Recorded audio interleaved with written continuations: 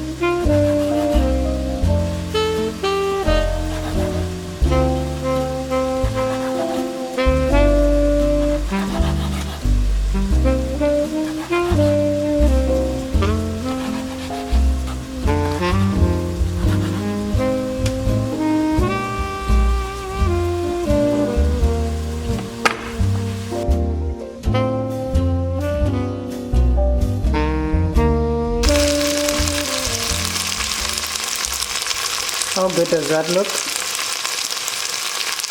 And the sound is like music, the sound of music.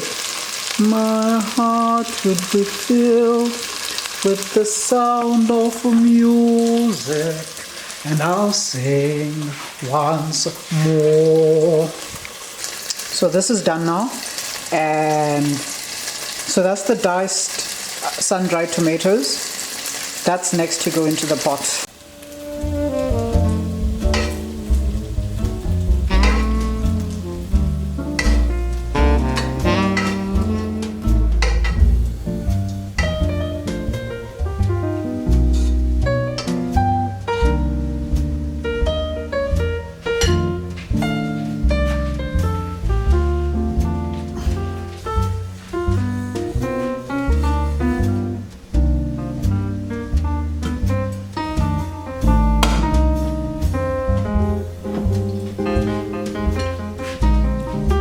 That looks wonderful. But before we put the sun-dried tomatoes into the pot, I've got some crushed garlic here. And that crushed garlic is gonna go with the remaining olive oil. So I'm just gonna empty this into there. Just empty all of that with its juices. Beautiful. When I empty that,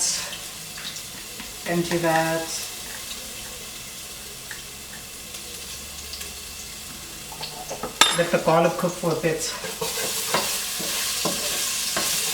Just for a little bit.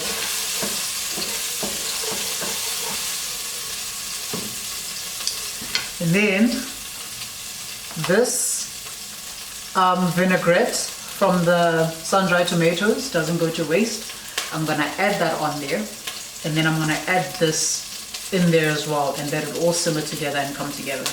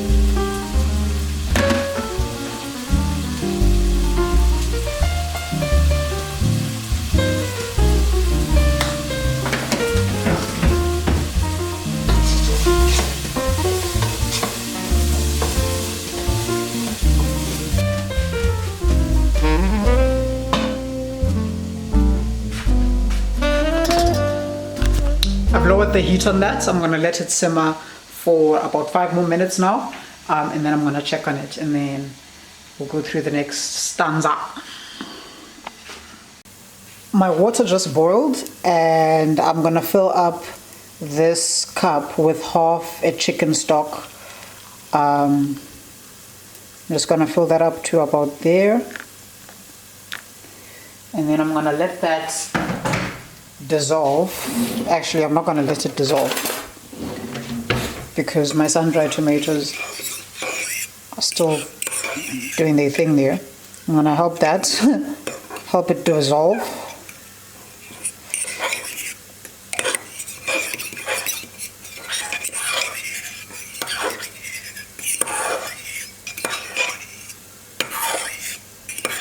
And then I'm going to add it all into here.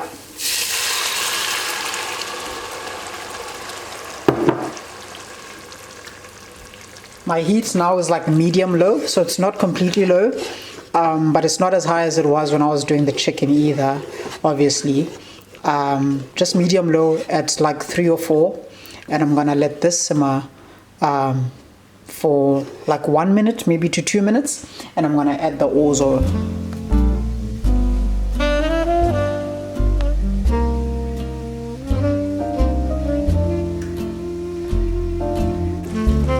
That looks wonderful. Now I'm gonna add my Orzo. I've got 500 grams of Orzo here, but I only need about half. I only need 250 grams because obviously it's gonna multiply and the whole thing would just be too much.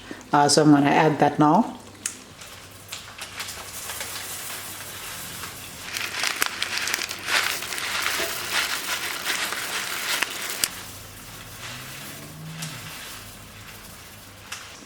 I've stirred that in beautifully, but while that simmers, I am going to add more water to more chicken stock over here. And that's because as that simmers, it might stick to the bottom of the pan, right? So I'm gonna keep adding on some more chicken stock, water, so that it doesn't stick to the bottom of the pan. And I just need to keep stirring that consistently until the orzo is done.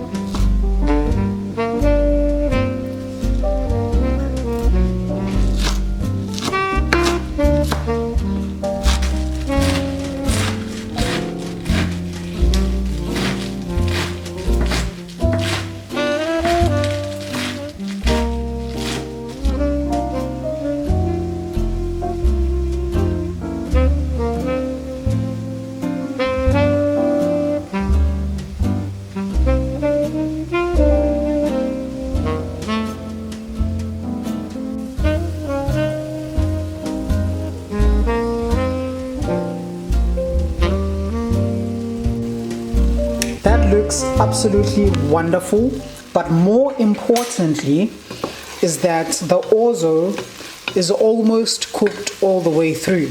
So I'm going to add one more half a cup of chicken stock broth, and then I'm going to add the spinach, and then I'm going to let that all come to an end together, and then we're going to wrap this dish up.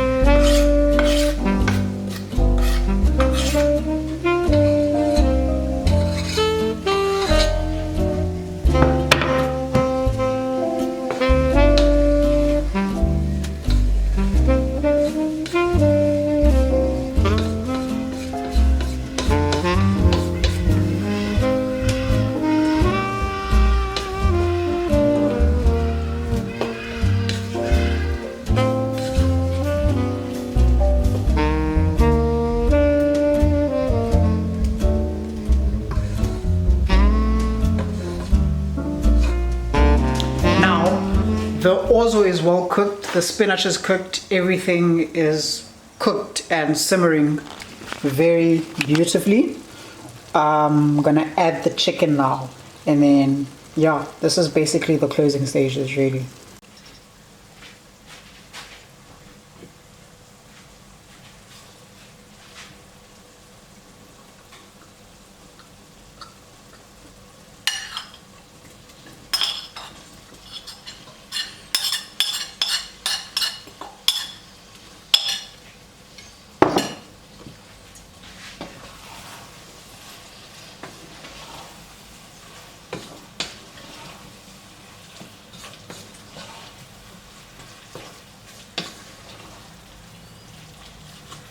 That looks divine with the chicken. Now, to finish this cook, I'm gonna lower the heat all the way to 1, literally to 1. And I'm gonna let that simmer for literally 1 minute as well. And then I'm gonna add this double thick cream. Yeah, it's only half. If you're gonna make this meal, I'd suggest you use your, what happened? I just super zoomed into myself. If you're gonna make this meal, I'd suggest that you use a full one. But I used this the other day, and like I said, I'm trying to save money. I can't go buy now a new double thick cream when there's half here. So what I'm gonna do is I'm gonna supplement it with a bit of cheese, Gouda cheese, and yeah, I don't think you're supposed to be doing that really. But if you're not as broke as I am, just use a full double thick cream from anywhere really, and just pour the whole thing in there and mix it while the stove is really low, and then you're done.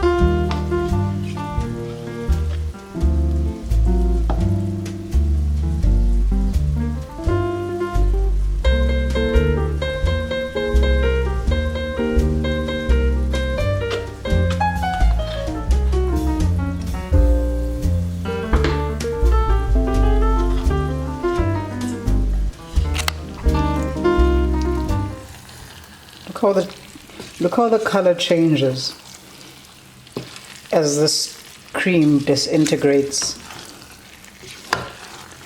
into the rest of the pot, or the rest of the substance around it.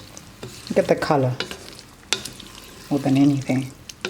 It just turns into like this nice golden beautiful dish.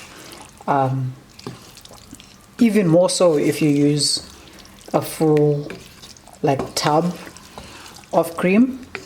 Obviously I only have half.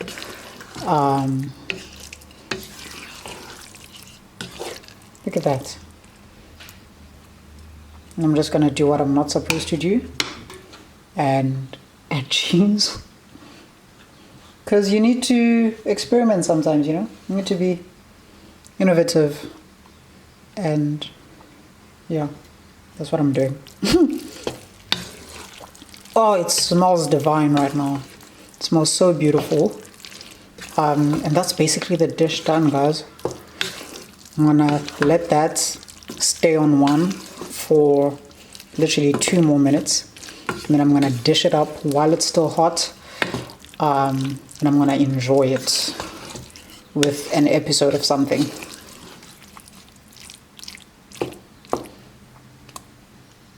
I'm afraid, though, it might not last me 3 or 4 days like I thought it would, because it looks so good.